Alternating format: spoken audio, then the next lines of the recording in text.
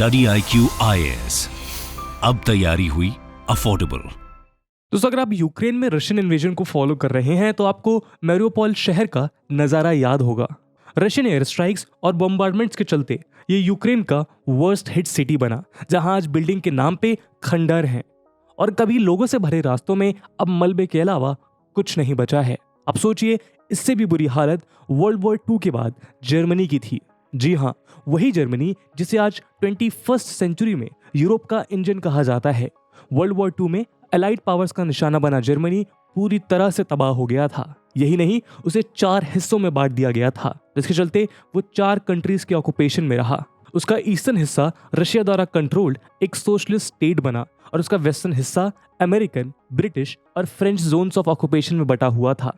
इस बंटवारे का मेन शिकार बनी जर्मन की कैपिटल बर्लिन, जो खुद ईस्ट और वेस्ट में डिवाइडेड थी, और इस डिवीजन का फिजिकल मैनिफेस्टेशन था बर्लिन वॉल। जहां east Germany Soviet controlled economy में अटकी रही, वहीं वेस्ट जर्मनी की जॉइंट इकोनॉमिक प्लानिंग ने ग्रोथ और स्टेबिलिटी को इंश्योर करते हुए जर्मनी को रिकवरी के रास्ते पे ले गई। इसके अलावा वेस्ट जर्मनी में करंट रिफॉर्म और यूएस फाइनेंस मार्शल प्लान, जो कि 1948 से 1952 के लिए था, इस इकोनॉमिक रिबिल्डिंग के मेजर पिलर्स बने। इस इकोनॉमिक ग्रोथ में कुछ रुकावटें आईं, जैसे 1990 में जर्मन रीयूनिफिकेशन के बाद का इकोनॉमिक स्लोडाउन, जो मिड 1990s तक चला, और 2000 में ग्रेट रिसेशन के चलते उसकी जीडीपी का डिक्लाइन। इस दौरान जर्मन इकोनॉमी की हालत ऐसी बन गई थी कि उसे the sick man of Europe भी कहा जाने लगा। पर जल्द ही लेबर मार्केट रिफॉर्म्स और गुड्स एंड सर्विसेज के इंक्रीज एक्सपोर्ट्स के थ्रू जर्मनी यूरोप का रिचेस्ट सिटी बन के सामने आया। यहाँ तक कि पूरा यूरोप डेट क्राइसिस में डूबा हुआ था, जब जर्मनी की power house economy Greece, Portugal और स्पेन जैसे स्ट्रगलिंग कंट्रीज का सहारा बना। सिक मैन ऑफ यूरोप से यूरोप के इंजन तक के सफर में जर्मन ऑटोमोबाइल इंडस्ट्री का एक खास रोल रहा है। आपको पता होगा कि ऑटोमोटिव इंजीनियरिंग में जर्मनी की रेपुटेशन का कोई मैच नहीं है। उसका नाम दुनिया के लीडिंग कार ब्रांड्स के क्वालिटी, एफिशिएंसी और इनोवेशन से जुड़ा हुआ है। पोस्ट वॉर दशकों में इस इंडस्ट्री के साथ साथ जर्मन इकोनॉमी का ट्रांसफॉर्मेशन काफी इंटरेस्टिंग रहा है। आज के इस वीडियो में हम इसी ट्रांसफॉर्मेशन पे एक नजर डालेंगे और जानेंगे कि कैसे एक डिफीटेड नेशन एक इकोनॉमिक मिरेकल बन के सामने आया। लेकिन दोस्तों, आगे बढ़ने से पहले मैं आपको बता दूं कि ये वीडियो यूपीएससी मेंस के पर्सपेक्टिव से काफी रिलेवेंट है और इस टॉपिक से जुड़े हुए सवाल यूपीएससी GS2 के इंटरनेशनल रिलेशन सेक्शन में पूछे जा सकते हैं। तो बिना किसी देरी के आइए शुरू करते हैं आज का डिस्कशन। दोस्तों, इंटरप्शन के लिए माफी, पर ये कोई ऐड नहीं है। बस आपसे एक ऐसी इंफॉर्मेशन साझा करनी है जिसकी मदद से हम एजुकेशन को अफोर्डेबल बनाने की तरफ एक इम्पॉर्टेंट कदम उठा रहे हैं। स्टडी IQ ने अपना UPSC pre plus mains live foundation batch start किया है, जिसमें आपको सारा का सारा कंटेंट लाइव दिया जाएगा। 900+ आवर्स का live content, 1-to-1 mentorship, current affairs programs, prelims के practice questions, mains answer writing practice और भी बहुत कुछ, मात्र 18,999 के डिस्काउंटेड प्राइस पर, अगर आप AG live coupon code use करते हैं। दोस्तों, अगर आप या फिर आपके दोस्त या भाई बहन कभी भी यूपीएससी का एक सीरियस अटेम्प्ट देना चाहते हैं, तो आई डोंट थिंक कि इससे बेहतर मौका फिर कभी मिलेगा। इन बैचेस में एडमिशन की लास्ट डेट 20 जुलाई है और क्लासेस की टाइमिंग मॉर्निंग 8 AM रहेगी। तो अब आप भी AG live coupon code use करके अपनी यूपीएससी की तैयारी को भारत के बेस्ट एजुकेटर्स के साथ स्टडी IQ के फाउंडेशन बैचेस का सपोर्ट प्रोवाइड कर सकते हैं। इस बैच से रिलेटेड सभी इंपॉर्टेंट लिंक्स आपको पिन कमेंट में मिल जाएंगी। अब आप अपना वीडियो देख सकते हैं, but don't forget to use AG live, otherwise you will see कि बाकी लोगों को कम रेट्स पे कोर्स मिला है। बाकी सभी अपडेट्स के लिए आप मुझे मेरे सोशल मीडिया हैंडल्स पे फॉलो कर सकते हैं। दोस्तों, जर्मनी की इकोनॉमिक स्टोरी को समझने के लिए हमें फर्स्ट वर्ल्ड वॉर के एंड तक जाना पड़ेगा। 11 नवंबर 1918 जर्मनी के इतिहास में एक अनफॉरगेटेबल डेट है। ये वो दिन था जब वर्ल्ड वॉर 1 के बाद जर्मनी के सरेंडर ने आने वाले सालों में यूरोप की तकदीर बदल दी। जून 1919 में जर्मनी को बेहद शर्मनाक ट्रीटी ऑफ वर्साइल साइन करना पड़ा, जिसमें उसे वर्ल्ड वॉर 1 के लिए सोलली रिस्पॉन्सिबल ठहराया गया और उससे हैवी रिपेरेशंस यानी जंग से हुए डैमेज की भरपाई भी मांगी गई। ऊपर से इस ट्रीटी के चलते जर्मनी का इंडस्ट्रियल हार्टलैंड फॉरेन ऑक्यूपेशन के अंडर आ गया और उसके मिलिट्री को भी डिसबैंड कर दिया गया। इकोनॉमी के बढ़ते क्राइसिस को सुलझाने के लिए Weimar Republic currency notes print करने लगा, जिससे हाइपर इन्फ्लेशन की स्थिति पैदा हो गई। ऐसे हालत में यूएस फंडिंग कुछ सालों तक इकोनॉमिक स्टेबिलिटी को वापस लाने में सक्सेसफुल रहा, लेकिन 1929 के ग्रेट डिप्रेशन ने फिर से इस देश को फाइनेंशियली रून करके रख दिया। ऑटो इंडस्ट्री में इस डिप्रेशन का असर साफ देखा जा सकता था। जहां 1920s के दौरान जर्मनी में 86 ऑटो कंपनीज थी, वहीं सिर्फ 12 कंपनीज ही 1930s के ग्रेट डिप्रेशन को सर्वाइव कर पाई। 4 major car manufacturers हॉर्च, डैम्फ craft vegan, wanderer और ऑडी ने मिलकर 1932 में ऑटो यूनियन नाम का एक जॉइंट वेंचर एस्टैब्लिश किया, जिसने जर्मनी को डिप्रेशन से बाहर आने में मदद की। लेकिन टेक्नोलॉजिकल पायनियर होते हुए भी German automotive industry relatively small है। जहां फ्रांस, यूएसए और यूके एक्सपोर्ट्स में लीड कर रहे थे, वहीं जर्मनी अपने डोमेस्टिक मार्केट की तरफ ओरिएंटेड था। पर लेट 1930s में एक मेजर सक्सेस देखा गया और उसका संबंध हिटलर के साथ जुड़ा हुआ था। दोस्तों, जनवरी 1933 में जर्मनी के चांसलर बने एडोल्फ हिटलर को ट्रीटी ऑफ वर्साइल्स का बदला लेना था और इसीलिए वो जर्मनी को एक मिलिट्री पावर बनाने में लग गया, जिसका एक ही मकसद था, जंग। इकोनॉमिक फ्रंट पे जर्मनी का सबसे बड़ा मुद्दा था अनएम्प्लॉयमेंट, जिसे नाजी पार्टी ने अपने ऑब्जेक्टिव के लिए इस्तेमाल किया। एम्प्लॉयमेंट जनरेशन के नाम पे फौज को एक्सपैंड किया गया, फोर्स लेबर इंट्रोड्यूस किया गया और नए जॉब्स क्रिएट करने के बदले ज्यूइश सिटीजन्स को वर्कफोर्स से निकाला गया। इसके अलावा नाजी प्रोपेगेंडा को मजबूत बनाने के लिए हाई स्पीड हाईवे जैसे mega public infrastructure projects develop किए गए। इन पॉलिसीज के चलते 1935 तक अनएम्प्लॉयमेंट रेट सिग्निफिकेंटली गिरा और जर्मन इकोनॉमी आगे बढ़ने लगी। हालांकि उसके फाउंडेशन पे कई सवाल थे और इसी दौरान जर्मन मोटर इंडस्ट्री में भी एक टर्न अबाउट देखने को मिला।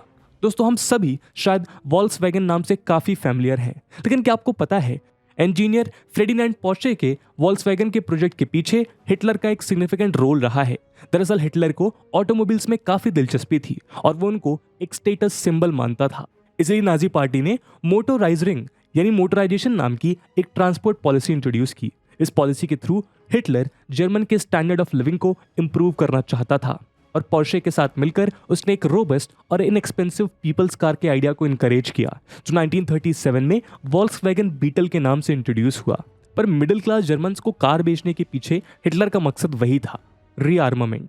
कार सेल्स का फंड्स वॉर एफर्ट्स की तरफ डायरेक्टेड होने लगा। एडिशनली नाजी पार्टी के मैसिव पब्लिक वर्क प्रोजेक्ट में हाईवे डेवलपमेंट और एक्सटेंशन की फीचर बना, जिससे आर्मी का मोबिलाइजेशन इजी हो सके। ऑर्डिनरी सिटीजन्स के लिए इन हाईवेज पर खुद की गाड़ी में सवारी जर्मन नेशनल प्राइड का एक एलिमेंट माना गया। पर स्ट्रेंथ और प्लेजर को सिग्निफाई करने वाला ये वॉल्क्सवैगन बीटल ऑर्डिनरी जर्मन से ज़्यादा आर्मी की रिक्वायरमेंट्स को ध्यान में रखते हुए डेवलप किया गया था, जिससे वो ऑल टेरेन यूज के लिए सूटेबल है। तो ओवरऑल हम देख सकते हैं कि 1930s में मोटर इंडस्ट्री की रिकवरी और मोटर ट्रांसपोर्ट के प्रमोशन ने अनएम्प्लॉयड को अब्जॉर्व करते हुए जनरल इकोनॉमिक रिवाइवल को सिग्निफिकेंटली बूस्ट किया। यहाँ तक कि इंटरवॉर पीरियड में जर्मनी को मास्टर ऑफ कॉन्टिनेंटल यूरोप भी माना जाने लगा, पर यह सिचुएशन जल्द ही बदल गई।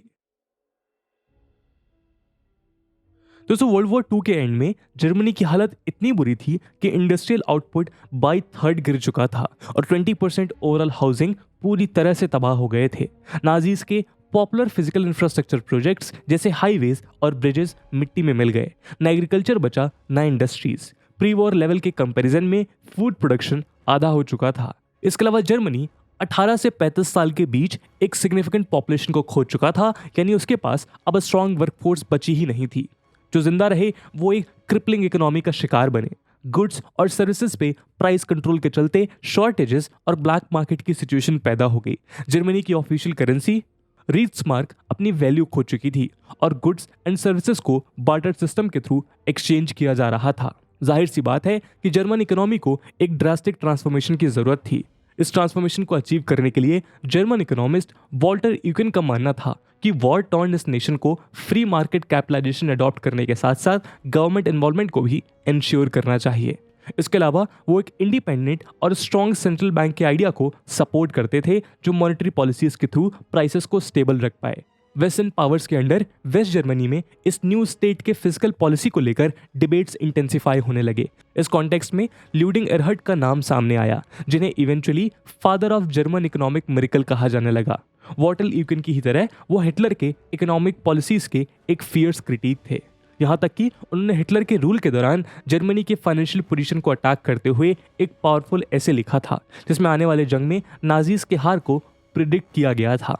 इस ऐसे के थ्रू वो अमेरिकन की नज़रों में आए और जर्मनी के सरेंडर के बाद उन्हें वेस्ट जर्मनी के इकोनॉमिक काउंसिल का डायरेक्टर बनाया गया। पॉलिटिकल इन्फ्लुएंस गेन करने के साथ साथ वेस्ट जर्मनी को रिवाइव करने के लिए एरहर्ड एक मल्टी प्रोंग्ड एफर्ट प्लान करने लगे। पहला, उन्होंने एक नई करेंसी इंट्रोड्यूस की। दूसरा, स्पेंडिंग ऑन इन्वेस्टमेंट को इंकरेज करने के लिए टैक्स कट्स इंस्टीट्यूट किए गए। देखते ही देखते वेस्ट जर्मनी जाग उठा, गुड्स और सर्विसेज अवेलेबल होने लगे और लोगों को नए करेंसी का वैल्यू रियलाइज होने लगा। बार्टर सिस्टम और ब्लैक मार्केटिंग बंद हो गई। जैसे जैसे कमर्शियल मार्केट प्लेस स्ट्रांग होता गया, वर्कफोर्स भी मजबूत होने लगा। जर्मनी के इस रीबर्थ के पीछे एक और मेजर रीजन था यूरोपियन रिकवरी प्रोग्राम, जिसे पॉपुलरली मार्शल प्लान के नाम से जाना जाता था। US secretary of state George Marshall के द्वारा प्लान किए गए इस प्लान के अंडर वर्ल्ड वॉर II से अफेक्टेड यूरोपियन नेशंस को यूएस ने $15 बिलियन का फाइनेंशियल एड प्रोवाइड किया और इसका सबसे बड़ा हिस्सा मिला जर्मनी को, जो सबसे ज्यादा अफेक्टेड था। इन फैक्टर्स के चलते 1950s में एनुअल 8% ग्रोथ के साथ जर्मनी यूरोप की लार्जेस्ट इकोनॉमी बना। 1958 तक इस इकोनॉमिक मिरेकल की बदौलत इंडस्ट्रियल प्रोडक्शन पिछले दशक से 4 गुना बढ़ गया और वेस्ट जर्मनी एक एक्सपोर्टिंग पावर हाउस बन के उभरा। जर्मन ऑटोमोबाइल इंडस्ट्री में भी ये ग्रोथ झलकती है। दोस्तों, वॉल्क्सवैगन से शुरू करें तो उसने नाजी जर्मनी के इंडस्ट्रियल बूम का और हिटलर के पर्सनल इन्वॉल्वमेंट का काफी फायदा उठाया था। पर वर्ल्ड वॉर II के शुरू होने के साथ साथ कार प्रोडक्शन सस्पेंड कर दिया गया और उसके फैक्ट्रीज को मिलिट्री व्हीकल्स और आर्टिलरी प्रोडक्शन के लिए इस्तेमाल किया जाने लगा। वॉर के एंड तक वॉल्क्सवैगन फैक्ट्री और वॉल्फ्सबर्ग शहर खंडर बन के रह गया था। इकोनॉमिक रिफॉर्म्स के चलते जब प्रोडक्शन रीस्टोर किया गया, तब एक दशक के अंदर वो वेस्ट जर्मनी के आधे मोटर व्हीकल्स प्रोड्यूस करने लगा। वैसे तो ये कंपनी जर्मन गवर्नमेंट द्वारा एस्टैब्लिश की गई थी, लेकिन 1960s के दौरान इसके 60% स्टॉक्स पब्लिक को बेच दिए गए। इंडस्ट्रीज के नेशनलाइजेशन के दौर में वॉल्क्सवैगन का डीनेशनलाइजेशन एक अनयूजुअल केस था। उसी दशक में वॉल्क्सवैगन ने ऑटो यूनियन को एक्वायर कर लिया, जो आगे चलकर ऑडी लग्जरी कार सेगमेंट में तब्दील हुआ। वॉल्क्सवैगन के साथ साथ लेट 1960s में BMW एक छोटे आइस्टा कार और मोटरसाइकिल बिल्डर से हाई प्राइस पैसेंजर व्हीकल्स और प्रीमियम मोटरसाइकिल मार्केट में ट्रांसफॉर्म हुआ। उधर ओपल जनरल मोटर्स यूरोपियन ऑपरेशंस का बेस बना और 1960s तक वो दुनिया भर में small car engineering expertise supply करने लगा। इसके अलावा डैमलर बेंज ट्रेन्स और एरोस्पेस प्रोडक्ट्स बनाते हुए खुद को डाइवर्सिफाई करने लगा। तो इस तरह वॉल्क्सवैगन के पीछे पीछे German automotive industry world war II के रीस्ट्रक्चरिंग प्रोसेस में एक की प्लेयर बने। जर्मन कार मेकर्स न सिर्फ इंटरनेशनल काउंटर पार्ट्स को टक्कर देने लगे, बल्कि अपने पॉजिटिव रेपुटेशन को बिल्ड करते हुए वो जर्मन पोस्ट वॉर पॉलिटिक्स और इकोनॉमिक प्रोडक्शन का एक मेजर हिस्सा बने। पर जर्मनी की ये स्टोरी सिर्फ उसके इकोनॉमिक रिकवरी के लिए इंटरेस्टिंग नहीं है। आयरन कर्टेन से बटा हुआ ये देश दो अपोजिट मॉडल्स को फॉलो करते हुए आगे बढ़ा। दोस्तों, कोल्ड वॉर के दौरान West Germany American capitalist model को फॉलो करता रहा। हालांकि यहां फ्री मार्केट को चेक करने के लिए गवर्नमेंट का एक बड़ा रोल था। उधर ईस्ट जर्मनी सोवियत यूनियन के अलायंस में एक कम्युनिस्ट सिस्टम की तरह काम करता रहा। पैरेलली ये दो हिस्से 2 मेजर इकोनॉमिक सिस्टम के सिंबल बने, पर एक्सपर्ट्स के मुताबिक इनमें कंपेयर करने के लिए ज्यादा कुछ नहीं था। जहां वेस्ट जर्मनी प्रॉस्पर कर रहा था, वहीं ईस्ट जर्मनी इकोनॉमिकली काफी पीछे रहा। Low industrial output, struggling economy, lack of political freedom और ट्रैवल रेस्ट्रिक्शंस के खिलाफ ईस्ट जर्मन रेसिडेंट्स का प्रोटेस्ट बढ़ गया। यहां तक कि बड़ी तादाद में वो देश छोड़ने लगे।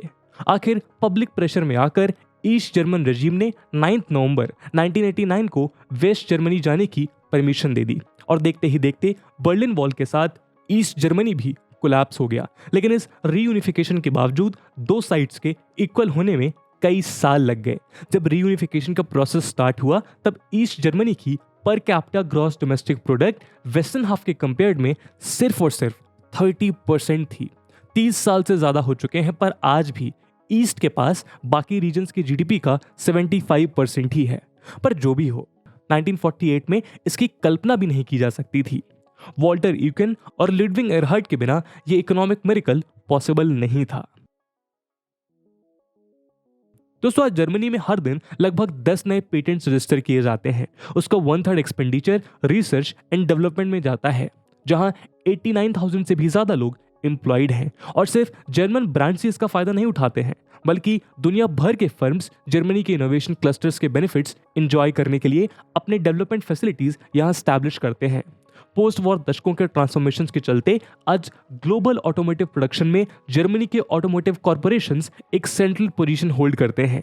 पर कोविड-19 पैंडेमिक और हाल ही में चल रहे रशियन इन्वेजन ऑफ यूक्रेन के चलते सप्लाई लाइंस डिसरप्ट होने लगी हैं, जिसकी वजह से कार सेल्स अफेक्टेड हो रही हैं। फेडरल ट्रांसपोर्ट अथॉरिटी के एक स्टेटमेंट के मुताबिक जर्मनी में नए रजिस्ट्रेशंस सालाना 10.2% तक गिरते हुए आज ये फिगर 2,07,000 कार्स तक पहुंचा है। इस साल के शुरुआती 5 महीनों में जर्मन मार्केट ने 1 मिलियन नए व्हीकल्स रजिस्टर किए। ये फिगर 2021 के सेम पीरियड में रजिस्टर किए गए व्हीकल से 9% कम है और 2019 के कंपैरिजन में 33%। लेकिन करेंटली डोमेस्टिक प्रोडक्शन में 25% इंप्रूवमेंट देखा गया है। इलेक्ट्रिक व्हीकल्स में स्पेशली ये पॉजिटिव ग्रोथ देखी गई है, जहां इस साल मई में इलेक्ट्रिक व्हीकल सेल्स 8.9% तक पहुंचे, वहीं पेट्रोल और डीजल फ्यूल्ड व्हीकल्स में स्ट्रॉन्ग सेल्स ड्रॉप रजिस्टर किया गया। नेवरदलेस एक्सपर्ट्स का मानना है कि फिलहाल चल रहे डिसरप्शन का असर सिग्निफिकेंट होगा। IG मेटल जैसे रिसर्च इंस्टीट्यूट्स और लेबर यूनियंस एस्टिमेट कर रहे हैं कि 2030 तक जर्मन ऑटोमोटिव इंडस्ट्री में 1 लाख से भी ज्यादा जॉब्स चेंज होने वाले हैं। इसके संबंध 2038 तक जर्मन कोल पावर को फेज आउट करने के अनाउंसमेंट से जुड़ा हुआ है। इस कॉन्टेक्स्ट में कुछ पॉलिटिकल पार्टीज कंबशन इंजन के कंप्लीट अबॉलिशन के बदले नए टेक्नोलॉजीज को अडॉप्ट करने की बात कर रहे हैं। तो दोस्तों ये था एक एनालिसिस जहां पे हमने डिस्कस किया कि कैसे जर्मनी वॉर हब से कार हब में कन्वर्ट हुआ। इस पूरे एनालिसिस को लेकर आपका क्या ओपिनियन है कमेंट सेक्शन में जरूर बताइएगा। और जैसा कि हमने वीडियो के पहले भाग में बताया था कि इस वीडियो की इंपॉर्टेंस यूपीएससी मेंस के पर्सपेक्टिव से काफी ज्यादा है, और उसी इंपॉर्टेंस को देखते हुए एक प्रश्न हम आपके लिए छोड़कर जा रहे हैं जिसको आपको कमेंट सेक्शन में आंसर करना ही करना है। And the question is, how did Germany go from being the sick man of Europe to its engine? And with this question my friends, that's it for the video. I hope आपको video पसंद आया होगा, और अगर पसंद आया है तो अपने दोस्तों के साथ साझा करना बिल्कुल मत भूलिएगा। हम मिलते हैं अगले वीडियो में, तब तक के लिए जय हिंद, जय भारत। स्टडी IQ IAS, अब तैयारी हुई अफोर्डेबल।